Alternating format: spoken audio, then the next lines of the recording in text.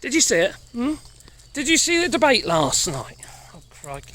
Between the leaders and the, counterparts.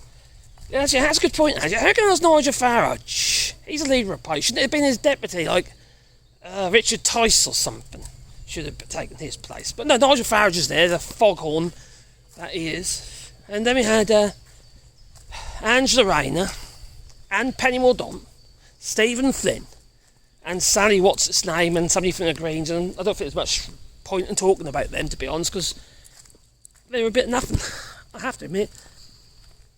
They were flaky. They were meek. Didn't really, didn't have any passion. I hate to say it, Nigel Farage, he controls the room. He's so blooming loud, and he's got that, like, voice that resonates, and you're forced to listen even though you don't want to. I can understand why people get taken in by him, but, you know, I know what he's about. So no, he didn't take me in. No, he's a complete and utter ass, that he is. But Penny Mordaunt, she kind of showed her true colours, you know, as well. You know, she stood there. You know, after she kind of had to, stumble a bit after the Sunak helicopter came in and brought her hair. Yeah, and plonked it on top of her head. That was a strange sight, that was. But anyway, she was also rather loud and also rather rude, constantly butting in over Angela Rayner. And, that was also rather, how to put it, embarrassing, actually. I felt a little bit embarrassed. Why do they think that's okay to constantly butt in? She was doing it, and so was Nigel Farage. Everyone else was being civil. Angela Rayner was being civil. You see, I suppose Angela Rayner was just holding back, really. If she said something wrong, well then it'll be all over the press the next day by the right-wing media, wouldn't it? But there again, if you don't say anything, you get the right-wing media say, oh, like the Tory graph, which they did. They'll say, well, yeah, Penny Mordaunt, she got a slam dunk against Angela Rayner. Words to that effect. But you see, the thing is, they all agreed about Rishi Sunak, including Penny Mordaunt. She wasn't too happy about the fact that he decided to skip the commemorative and the photographs and what have you. And anyway, he buggered off. He skived, didn't he? He went AWOL. Hey, what are you doing, Wally? What are you looking for? Okay, there you go. Are you waiting for me, Caroline?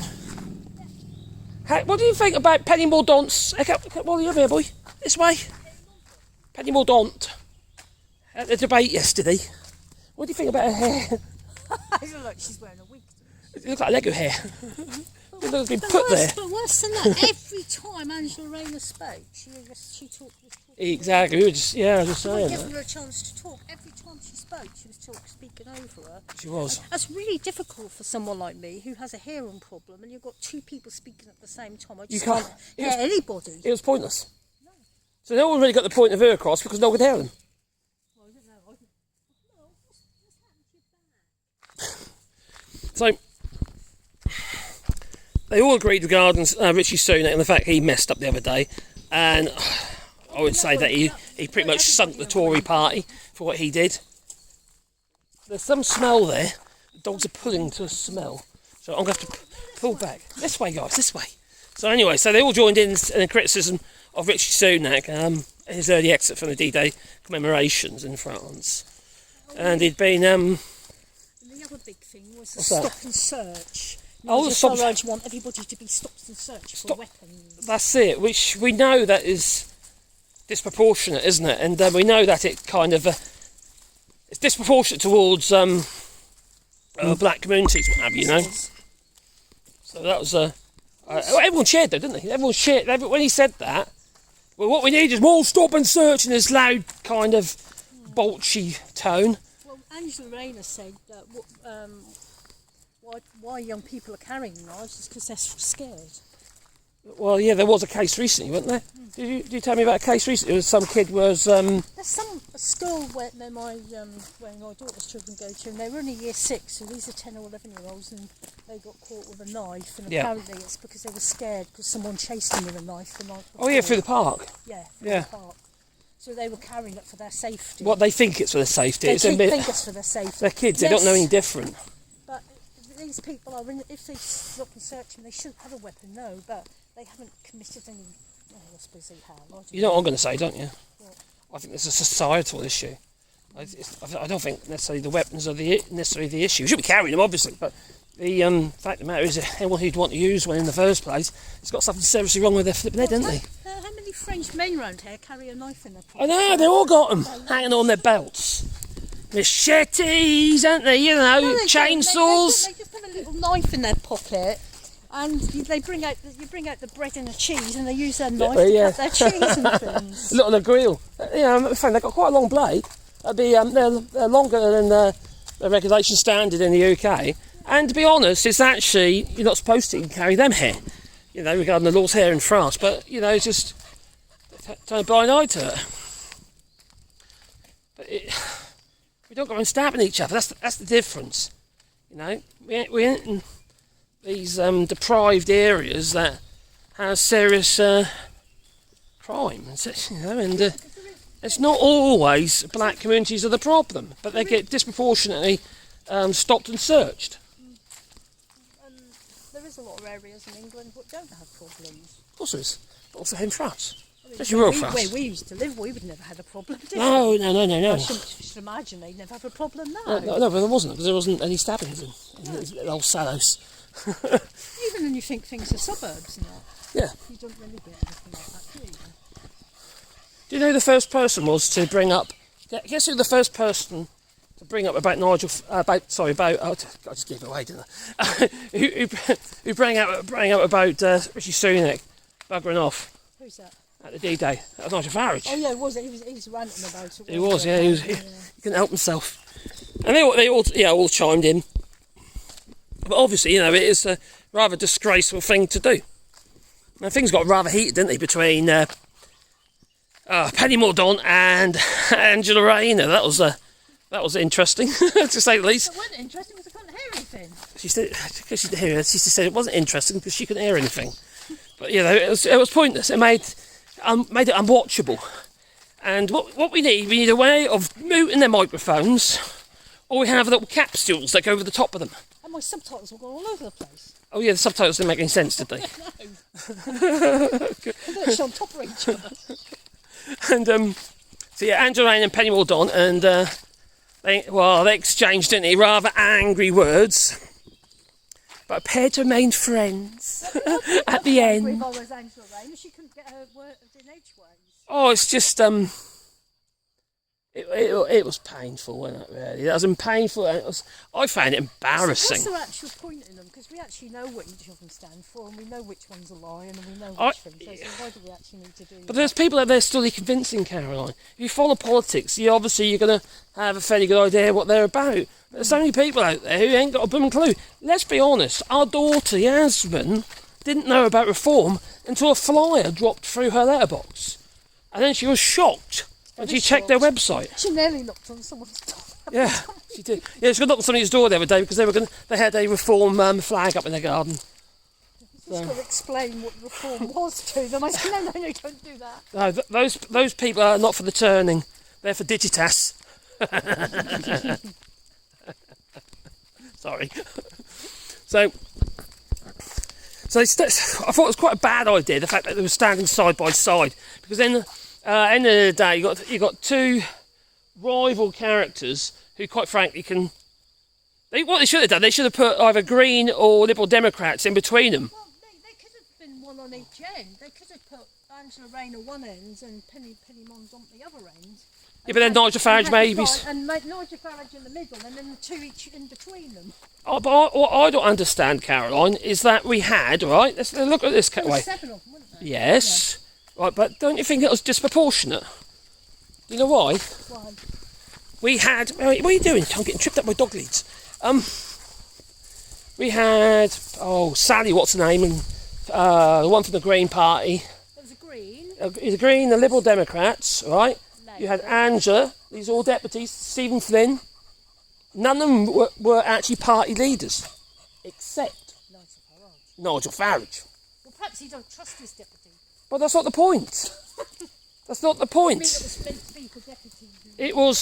Why did he get preferential treatment? really, it should have been Richard Tice, whatever his name is. Shouldn't it? I don't know, bother. That's a waste of bloody time, it really was.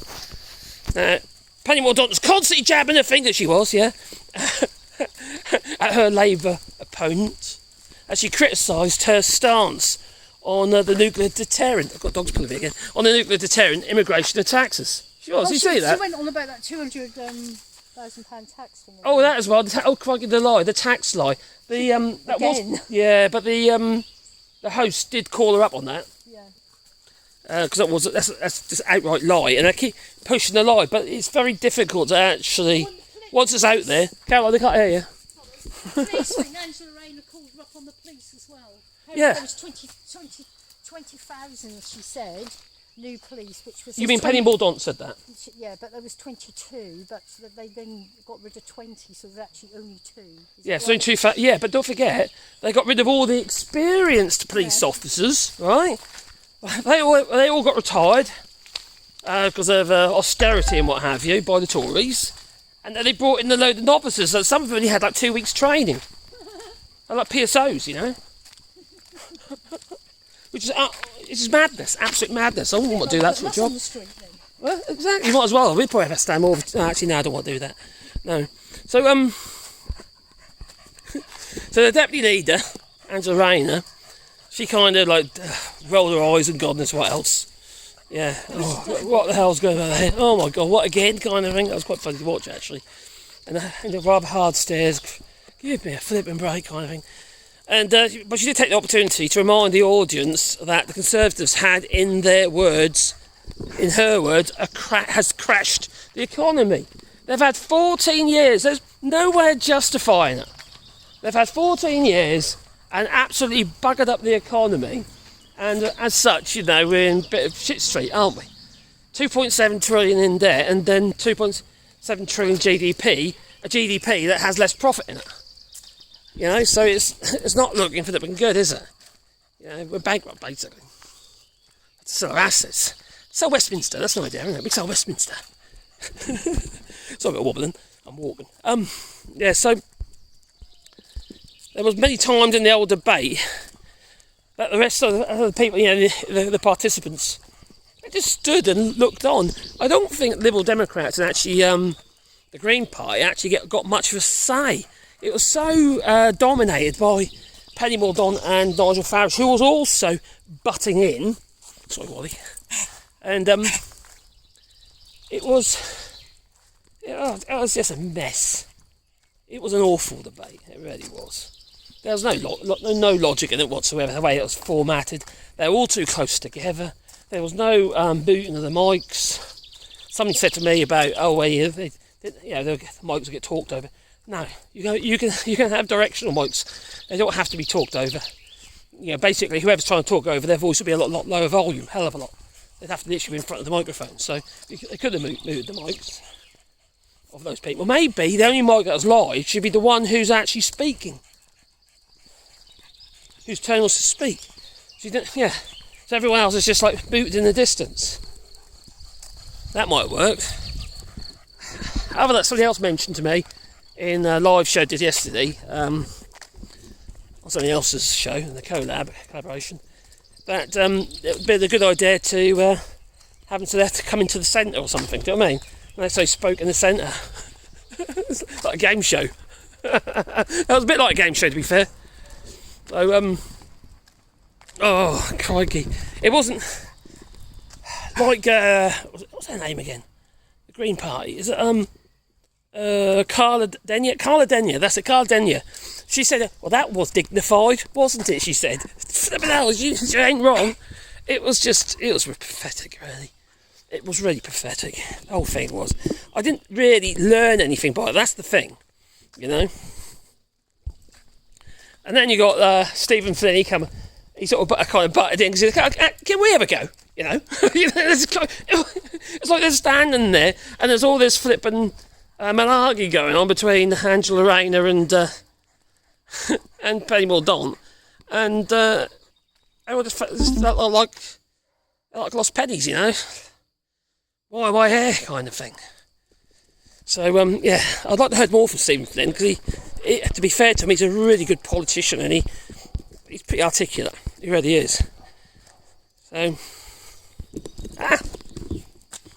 the dog's pulling me again. Oh dear. New smell, you see.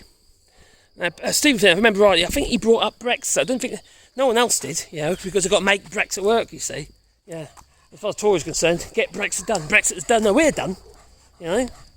Although Kemi Baddock said earlier today, she said that, a vote for reform, Kemi Baddock's the Trade Secretary, so a vote for reform is a vote for Labour, and it's a vote to return to the EU. Well, consider what the polls are regarding people who want to return, I think they might like that, just all vote reform, or just Labour. So, Mr Flynn, he also accused Nigel Farage of being the snake oil salesman, yes, and he still is. He's still spinning a line about they were betrayed, Brexit was betrayed with that. Absolute rubbish. Brexit is basically what it is, and it's rubbish. It was always going to be rubbish. It really was. There's no making Brexit work. Absolute bollocks it is. And Labour are pretty much silent on the flipping issue, aren't they, to be honest? Flipping out. God, they dropped the phone. So anyway, Penny Mordaunt pretty much ignored Nigel Farage regarding the Brexit and being betrayed and all that sort of stuff. Because he was attacking Penny Mordaunt. Someone needs to be honest, but he's just so loud, and he demands an audience. He's on the wrong flipping side, Oh crikey! Then again, I suppose if he had decent ideals, he wouldn't be like that, would he? The man's awful, absolutely awful. So I think long and short of it, I don't think we really learned anything from that debate. I don't think none of us did.